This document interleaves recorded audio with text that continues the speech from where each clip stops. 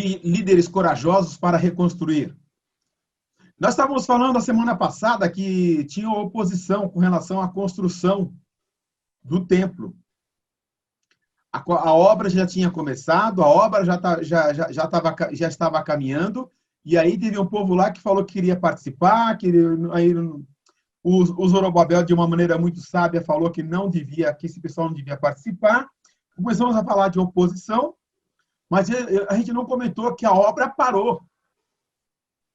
E essa história da obra parou, gente, é muito importante a gente dizer que foram mais ou menos uns 15 anos de obra parada. Tá igual as obras aqui do Brasil. Um governo começa, o outro não termina, depois fica o outro e a obra parada. E essas obras paralisadas, a gente fala assim, mas parou a obra, a gente lê ali, né, passa de um capítulo para o outro, e dá a impressão que o negócio é rápido, como a gente falou dos reis, inclusive, no período, né? Mas ali foram 15 anos de obra paralisada. Ou seja, a oposição conseguiu paralisar a obra. E hoje, nós vamos falar de líderes corajosos para reconstruir. Aí você vai dizer assim, mas Betão, mas já não estava construindo? Não, então tem que dizer que a obra teve essa paralisação. Teve um período de paralisação de 15 anos. Tá? E eu vi um cara dizendo, inclusive, que foi mais do que isso. Mas vamos ficar dentro dos 15 anos, que de 15 anos já é muito tempo. Para você ter uma ideia, nós estamos em pandemia desde março. Já faz muito tempo para a gente. Algumas coisas ficaram paralisadas todo esse tempo. Para algumas pessoas, esse período aqui já foi demais. Alguns esqueceram uma série de coisas. Agora, você imagina o pessoal que está construindo, ou melhor, reconstruindo, e fica parado todo esse tempo. Mas, graças a Deus que tem um mas aí, e antes da gente continuar a falar sobre isso, vamos orar. Henrique, você pode nos dirigir em oração, pedindo a bênção, a direção de Deus para o estudo dessa manhã? Senhor nosso Deus, obrigado, Pai, por mais esse encontro, Senhor. E o Senhor tem mensagens para nós, Senhor, através daquele povo daquela época, Pai, para as nossas vidas de hoje, Senhor. Por isso, coloca na boca do pastor Betão, Senhor, tudo aquilo que o Senhor quer nos informar através da Tua palavra, Senhor. Unge, Senhor, e abençoa a vida dele, Senhor, e também, Senhor, abre o nosso coração, a nossa mente, Pai, para receber o que o Senhor tem para nós hoje, em nome de Jesus. Amém. Então, o que acontece? A obra está paralisada, o rei Artaxerxes, ele morre. E assume no seu lugar um cara chamado Dario. E vale a pena dizer de novo, esse nome Dario, você vai encontrar outros nomes, tá? Porque eles eram assírios, eles tinham lá uma questão de dinastia, e Artaxerxes, na verdade, era um título, e você encontra outros nomes lá, inclusive. Mas o mais importante é dizer que, no caso, o Artaxerxes morreu, eles tinham mandado para a obra, e aí Deus, sempre Deus, intervém na história, entra na história, e Deus começa a mudar, Deus muda a história. Essa parte é a mais legal. E esse aí... Dario é o mesmo de Daniel? No final? Esse rei Dario é o mesmo no final de Daniel, que do reinado, quando Daniel estava como... Não. Não é o mesmo, tá. Não, esse é outro. O que acontece? Quando o povo foi levado foi dominado, aí você vê o livro de Daniel. Inclusive, tá? Nesse período, o rei Dario lá é outro. Esse que eu estou falando agora, que assumiu, é o Dario I. Tá? Tanto da mesma maneira que o Xerxes, tá? E o Artaxerxes, que foi filho do Xerxes, eram outros. Tá. Não é o mesmo de Esther, então. Não. Por isso que eu tracei essa linha temporal. Tá. É o mesmo nome, mas como eu disse, na verdade ele aparece aí como Dario. Mas na verdade é Dario I. Tá. E o Dario, do lado do livro de Daniel, é um dos primeiros. Realmente, ele que, na verdade, é o primeiro. E na nomenclatura deles, alguns historiadores falam, inclusive, que a Xerxes, e depois, filho dele, Artaxerxes, depois, aí vem o Dario. Eu tracei uma linha nesse sentido. E depois vem outros nomes que ocupam o lugar da... Porque, na verdade, a Síria era um reino enorme. Por isso que depois tem esse Artaxerxes aí, na verdade, é um título. E como Dario I também é um título. Ele tinha um nome próprio, que era um nome assírio. Só que o escrito que você tem nas crônicas dos assírios é muito pequeno. Tá? Muito pouca coisa. E escrito em assírio. E a linguagem que era comum, a linguagem comercial, na linguagem que se falava como se fosse uma linguagem comercial, era o aramaico. E eles eram chamados, eu tinha o nome transliterado para o aramaico e também para o hebraico. Só que do hebraico, a Bíblia o texto foi traduzido para o grego. Lá quando Alexandre o Grande dominou, né? E quando aconteceu lá que na Biblioteca de Alexandria pediram para que 70 anciões, na verdade 72 anciões, transliterassem ou traduzissem para o grego o que estava em hebraico. E eles traduziram, tá? E essa tradução que foi feita para ser colocada na Biblioteca de Alexandria, tá? 72, e por isso que eles falam que o nome é Septuaginta, porque ele foi traduzido com esse propósito, para que ficasse na Biblioteca de Alexandria essa tradução em grego. E o grego domina todo mundo. Também tem uma outra tradução que aconteceu, que foi para o latim, foi a Vulgata. Então, tem uma série de nomes que foram traduzidos e acontece a transliteração. Por isso que nós temos essa confusão de nomes aí. E se você for pegar e fazer uma pesquisa com relação ao nome desses reis, você vai perceber que existem nomes bem diferenciados. E quando no livro de Daniel aparece o nome, e no livro agora no livro de Esdras aparece com outro nome. Mas é o mesmo cara. Mas o mais importante aqui, o cara morreu. E o Dario, que é o Dario I, assumiu. E nesse período, Deus move o seu povo. Ele move de uma maneira muito legal. Ele manda o profeta Ageu, profetiza. E olha o que ele diz. É muito legal. No primeiro dia do 6º mês, do 2º ano do reinado de Dario, na verdade, Dario I, a palavra do Senhor veio por meio do profeta Ageu ao governador de Judá, Zorobabel, filho de Sealtiel, e ao sumo sacerdote Josué, filho de Josadaque, dizendo: Zorobabel, filho de Sealtiel, o sumo sacerdote filho de Josadaque, e todo o restante do povo que obedeceram à voz do Senhor, o seu Deus, por causa das palavras do profeta Ageu, a quem o Senhor Deus enviara, e o povo temeu ao Senhor. Então Ageu, o mensageiro do Senhor, trouxe essa mensagem para o povo. Mensagem do Ageu. Eu estou com vocês, declara o Senhor.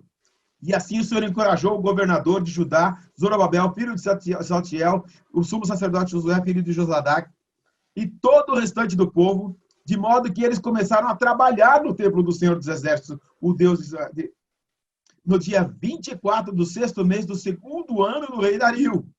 Ou seja, a obra estava parada, mais ou menos aí uns 15 anos, parado, o negócio não andava, a coisa não funcionava, e aí Deus fala assim: opa, estou com vocês. É muito legal quando a gente vê uma declaração dessa: estou com vocês. Declara o Senhor. O profeta veio e disse isso para o povo.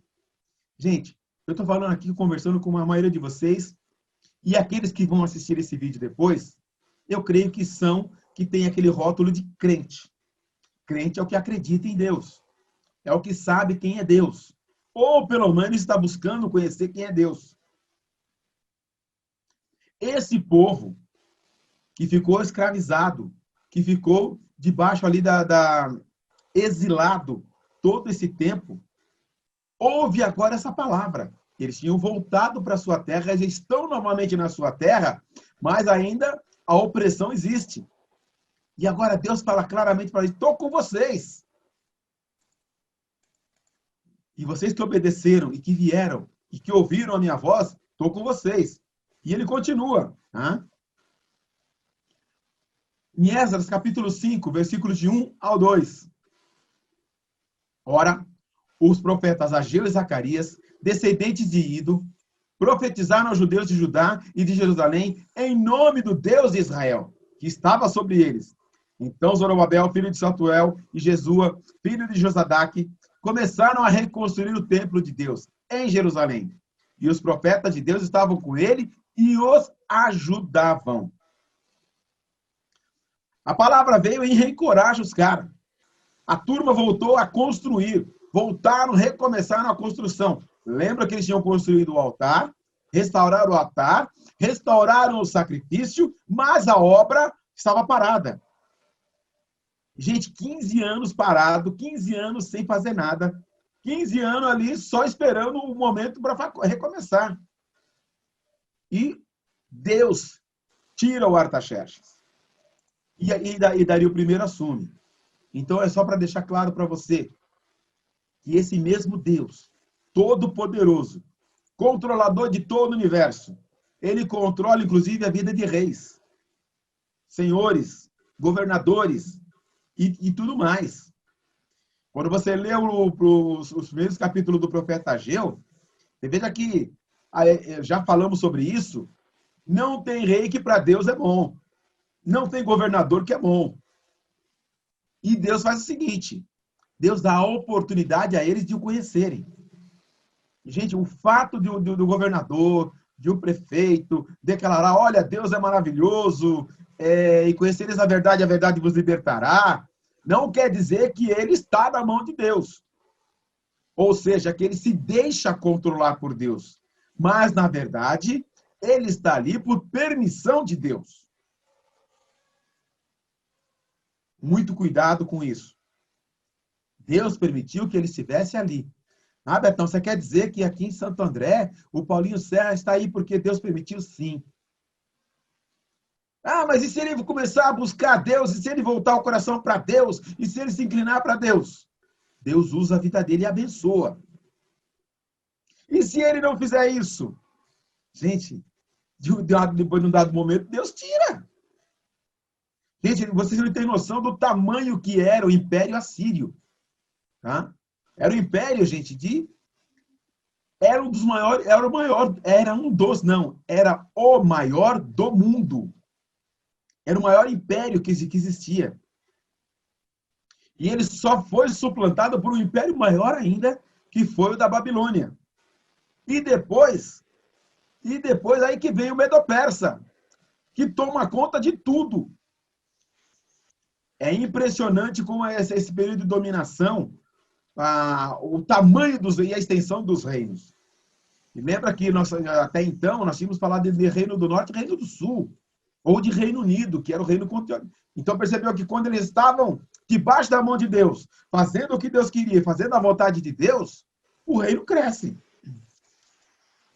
Parou de fazer a vontade de Deus, esqueceu quem é Deus. Deus levanta um outro rei e usa para corrigir. Mas se esse rei, se você ler, inclusive, você vai perceber, inclusive, tem o Nabucodonosor, que foi o primeiro dominador, ele entendeu que estava sendo dirigido por Deus. Quando ele deixou de entender isso, Deus tirou ele. E assim, da mesma maneira. Mas mesmo assim, mesmo atrapalhando a obra, ainda demorou 15 anos para o Artaxerxes morrer. E depois que morreu, o Dario assumiu. E a obra começa volta a caminhar. E Deus fala assim, agora é o momento. Agora é o momento e a liderança deve saber o que tem que ser feito, e a hora que tem que ser feito. O momento certo de agir. Aí é colocado por Deus. E, gente, isso a gente, crente, tem maior dificuldade com isso. Porque a gente, muitas vezes, tá, não tem a sensibilidade para ouvir Deus. E isso é uma coisa muito complicada. depende muito do relacionamento, depende muito da comunhão com Deus. E nesse momento, tá, o povo está meio perdido. Gente, foram mais 15 anos. Quem ficou 70 anos sem templo, sem o sacrifício, sem as festas, sem nada, volta, recomeça. E quando está recomeçando a construir, quando são lançados os alicerces, tem aquele momento de comoção. E na hora que eles começaram a fazer, veio a oposição parou a obra. 15 anos sem paciência, sem a obra. E agora Deus fala para eles, olha aí, pessoal, vamos lá, é a hora. Talvez você está esperando para algumas atitudes esse mover de Deus. Tem um monte de gente assim, olha, eu quero estar no centro da vontade de Deus, eu estou esperando a vontade de Deus, estou esperando a voz de Deus. Tem que ter sensibilidade para ouvir. Tem que estar com o ouvido pronto. Tem que estar atento. Tem que estar dentro do plano e dentro da vontade. E olha que é muito bem colocado aqui. Que profetizaram aos judeus de Judá e de Jerusalém em nome de Deus de Israel que estava sobre eles. É muito importante saber debaixo de quem você está. E eles começam a reconstruir, gente. O processo começa. Com que diligência e prontidão temos atendido ao convite do Senhor para nos colocar em ação? Gente, quantos desafios são lançados, inclusive, na nossa igreja? Que é uma igreja de visão bem ampliada. Quanto tempo você demora para se colocar em ação? Ou se mover, ou fazer, ou se engajar na obra do Senhor. Ou se envolver com a obra do Senhor. Eu estou buscando aprender do Senhor, eu estou buscando entender do Senhor. E vai se movimentar quanto? Gente, nós temos grupos aí que treinam e não vão para o jogo. O que você está querendo dizer com isso, Betão? Quer dizer que eu tenho que fazer alguma coisa para Deus? Sim. Que eu tenho que me movimentar na direção do Senhor? Sim. Que eu tenho que me envolver com a obra do Senhor? Sim. Mas, Betão, eu tenho uma atividade profissional e é nela que você tem que se envolver. A oposição, o desânimo e o aparente fracasso foram combatidos por Deus pela mensagem da sua palavra pelos profetas Ageu e Zacarias, para combater esses males. Eles usaram a palavra. Deus usou a palavra. A palavra veio ao povo. A palavra foi dita ao povo. Gente, está desanimado? Está triste? Está down? Está problemático? Está difícil? Palavra. É Bíblia. É leitura da Bíblia. E lógico que eu não posso deixar de dizer aqui. Querido, quanto tempo você tem usado e aproveitado para ler a palavra do Senhor? E, gente, eu não quero aqui ser acusador de ninguém, tá? Que o diabo já acusa muito bem. Mas nós temos que voltar para a leitura da palavra. Nós temos que buscar do Senhor na palavra. Nós temos que estar atento à leitura da palavra. Eu tenho enviado para vocês a leitura diária, que é uma pequena porção para você estar dentro do contexto do que nós estamos falando. Mas é muito mais importante que você comece a voltar a ler. E, gente, eu vou dizer uma coisa para vocês. Eu já tinha lido esse texto, eu já conhecia o livro de Esdras, já tinha lido o livro de Neemias, já tinha lido os profetas menores, os profetas maiores, já tinha lido o Antigo Testamento. E eu voltei a ler novamente, agora com um propósito muito objetivo. E, gente, o que Deus tem falado ao meu coração nesse sentido tem sido algo maravilhoso. O que Deus tem falado através desses textos tem sido algo fantástico. Tem sido experiência maravilhosa. E apaixonante. E é uma aventura. Passa a ler, passa a dar uma olhada. Busca na palavra, busca no Senhor. E sabe o que acontece? A obra está parada, mas essa liderança tem alvo definido. Tá? Versículo 3. Querido, alguém pode ler para nós? Deixa eu pegar aqui. É melhor eu posicionar aqui e já abrir a minha. A minha Bíblia, vamos ler o versículo 3. A minha Bíblia estava aqui no meu celular, eu juro. Achei. Olha só o que aconteceu. Versículo 3 do capítulo 5. Aliás, eu vou ler todo. O rei Dario mandou fazer, todo no versículo 1 do capítulo 5. O rei Dario mandou fazer, então, uma pesquisa nos arquivos da Babilônia que estavam nos locais em que guardavam os tesouros. Encontrou-se um rolo da cidadela de Ecbatana, da província da Média, e nele estava escrito o seguinte, que Dario comunicou.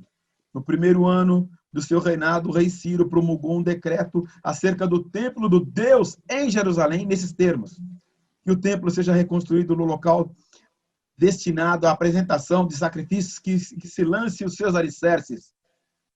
Ele terá 27 metros, a altura de 27 metros de 27 metros de largura, com 3 carreiras de pedras grandes e uma carreira de madeira. E o custo será pago pela tesouraria do rei. E os utensílios de ouro e da prata da casa de Deus, que Nabucodonosor tirou do templo de Jerusalém e trouxe para a Babilônia, serão devolvidos aos seus lugares. Então o rei lê isso aí, tá? E ele percebe, opa, já tem um decreto aqui para fazer.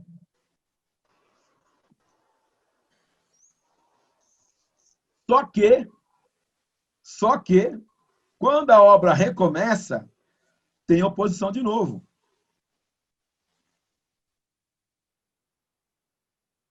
Tem oposição novamente.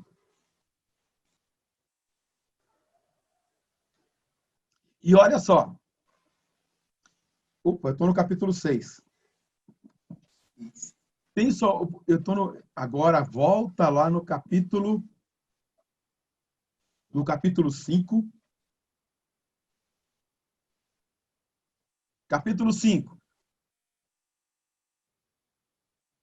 Versículo 1.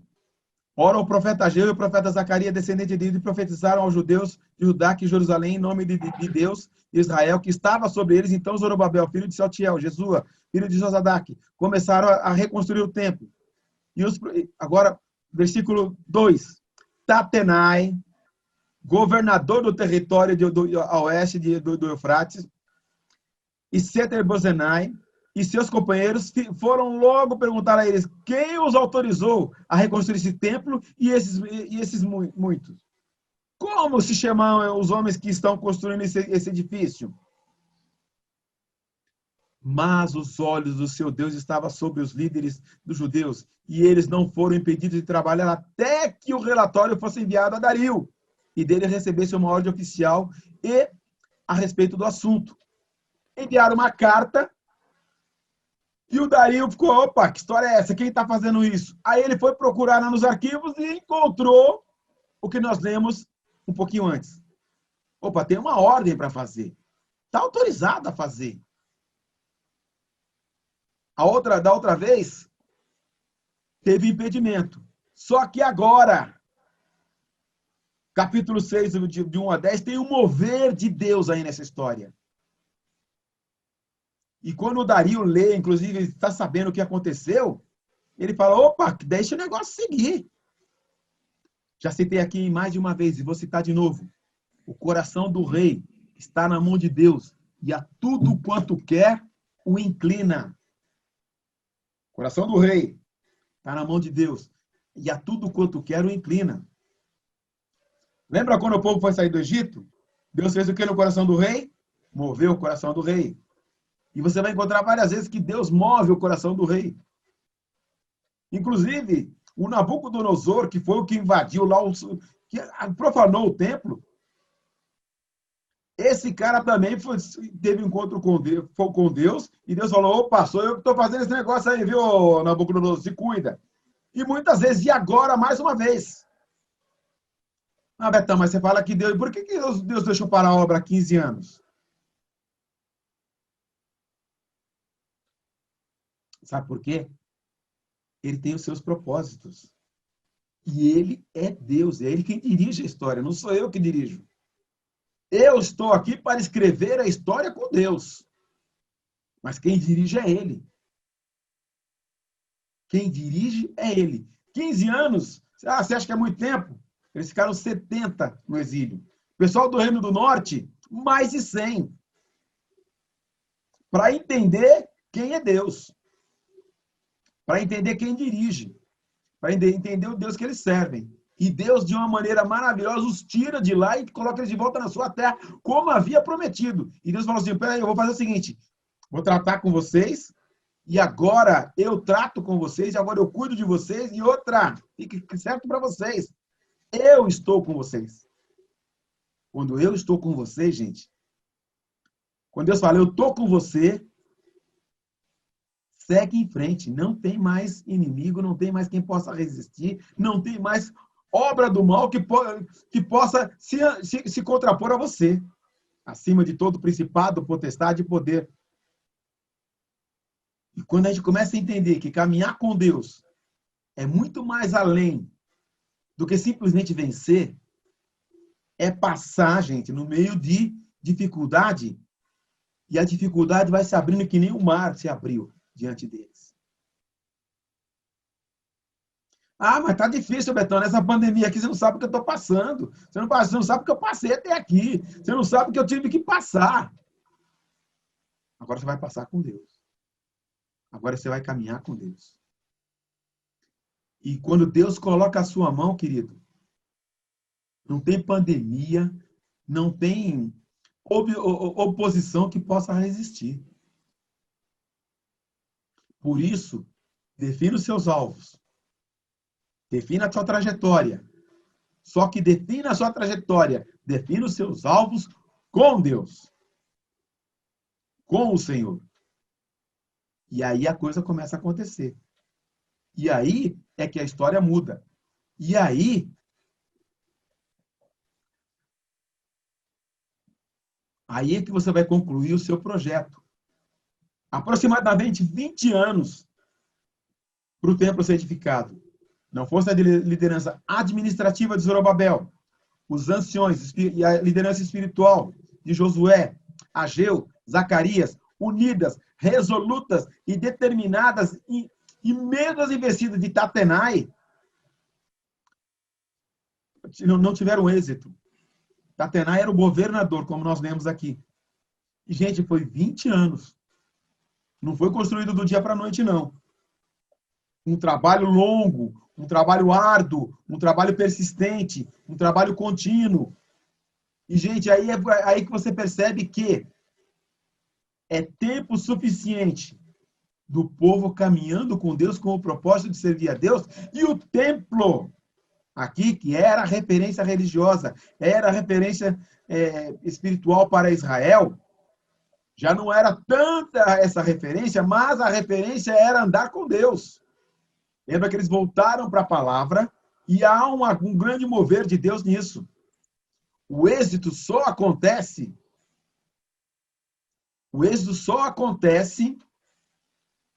porque eles entenderam que tinham que caminhar unidos, tinha que administrar, tinha que cuidar e tinha que estar debaixo da direção dos anciões. Qual ou quais projetos que você como líder tem realizado? Ah, não, projeto agora no meio da pandemia. Gente, no meio da pandemia a igreja não parou. A igreja continua caminhando. E eu vou dizer uma coisa para vocês. Agora com o culto presencial, a oportunidade para estar na igreja, junto com o povo e também servir. Tá precisando de gente para trabalhar como câmera, tá precisando de gente para ajudar no estacionamento, tá precisando de gente. O estacionamento está funcionando. Voltou a funcionar. E não só isso, projetos para alcançar vidas. Projetos para alcançar vidas do seu trabalho.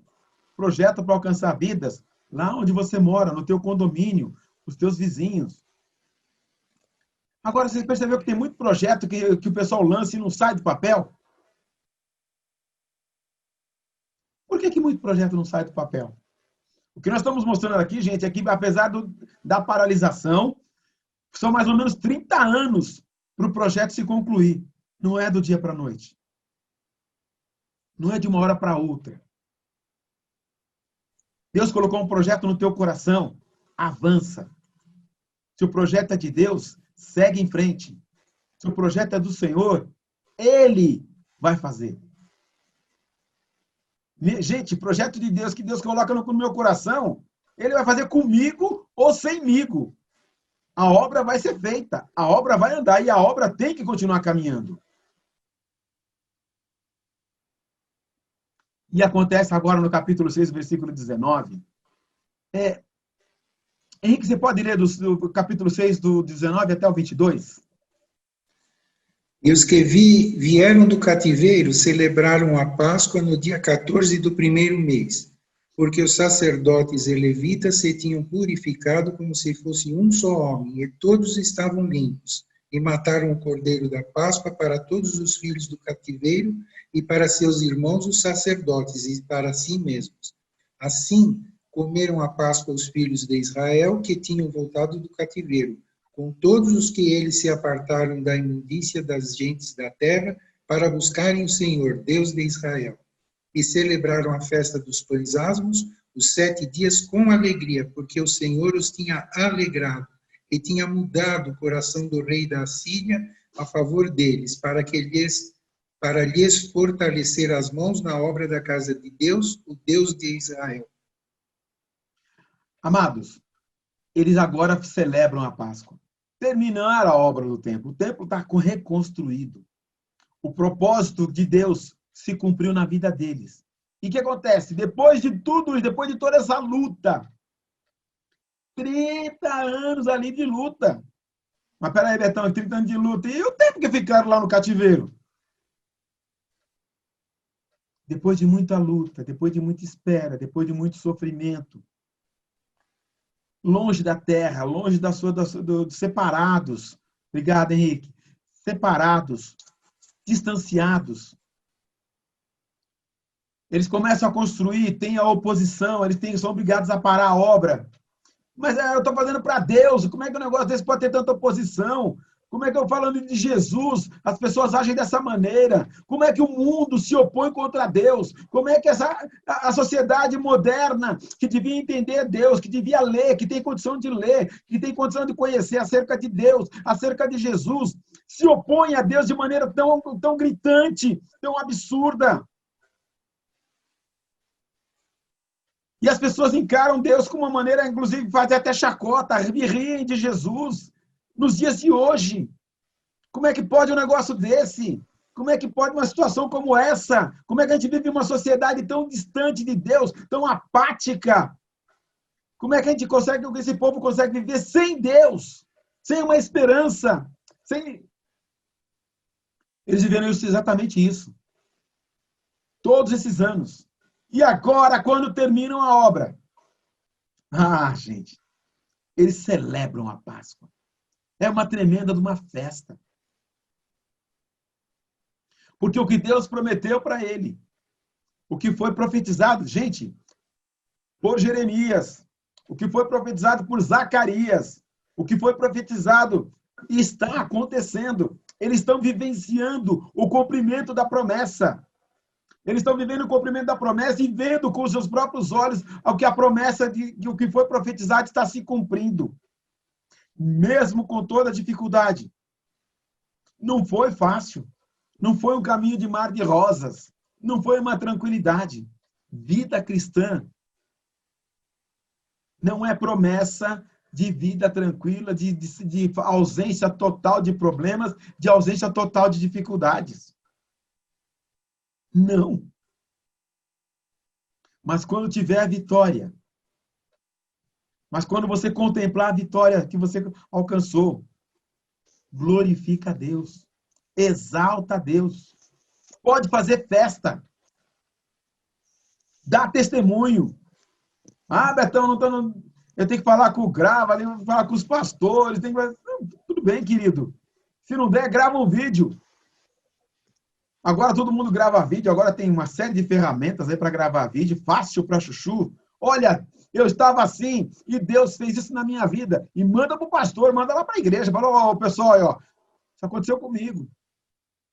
E o dia que vocês puderem, põe para o pessoal saber. Se não puder, tá, já estão sabendo que Deus fez. E eu estou me alegrando, eu estou glorificando a Deus, eu estou exaltando ao meu Deus, porque o meu Deus está cuidando de mim. E Ele cuida, e Ele faz, e Ele é poderoso, e Ele é ativo e vivo na minha vida e na minha situação e ao meu redor. E Ele continua fazendo. Por isso, eu glorifico, eu exalto esse Deus maravilhoso que é todo poderoso.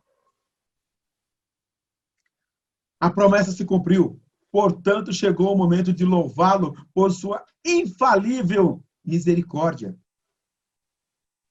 Salmo 102, versículo 13 até o versículo 17, é um trecho muito joia, que eu vou ter que ler com vocês. Salmo 102, Salmo 102, Salmo 102, do 13 até o 17. Pega aí na tua Bíblia e dá uma olhadinha.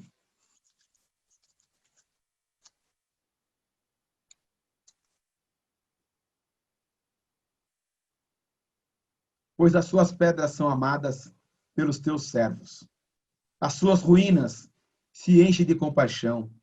Então as nações temerão o nome do Senhor, e todos os reis da terra a sua glória, porque o Senhor reconstruirá Sião e se manifestará na glória que ele tem. Responderá à oração dos desamparados, e as suas súplicas não desprezará. Escreva-se isso para as futuras gerações.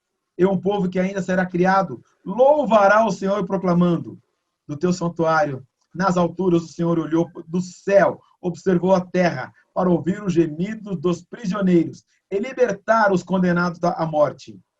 Assim o nome do Senhor será anunciado em Sião e o seu louvor em Jerusalém. Quando os povos e os reinos se reunirem para adorar o Senhor. E, gente, é muito legal que ele diz: no meio da minha vida, ele me abateu com força, abreviou os meus dias.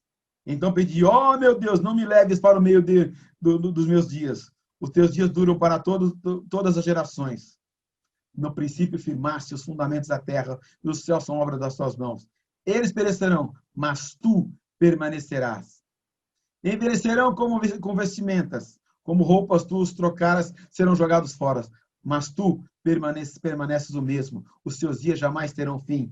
Os filhos dos teus servos terão uma habitação, e os seus descendentes serão estabelecidos na sua presença. E aí o que acontece? A glória da segunda casa, segundo Ageu, ia ser maior que a primeira.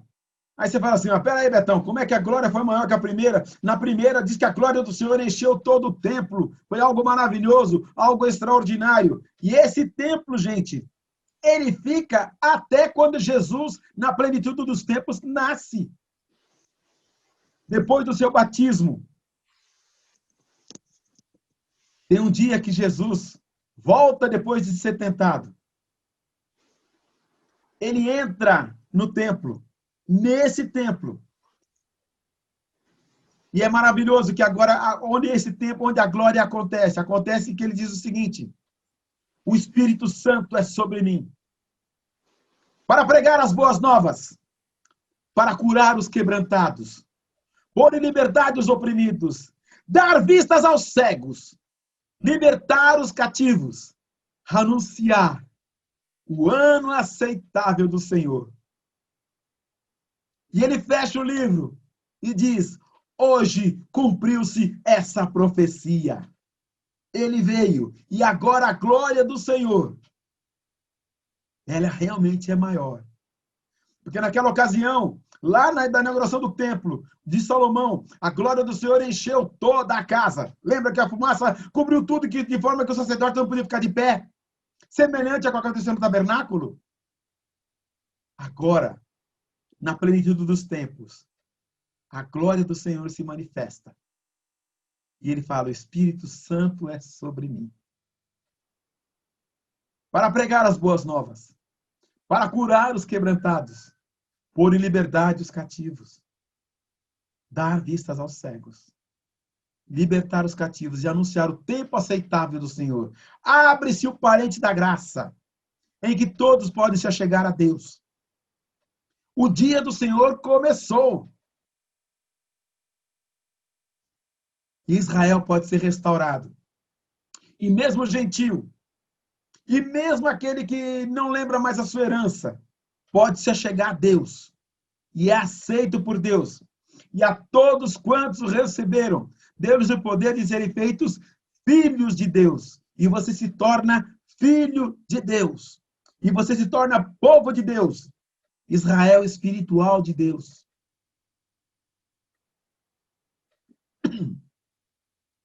Apesar dos obstáculos, a tarefa é concluída, resultando em vitória, alegria, comunhão.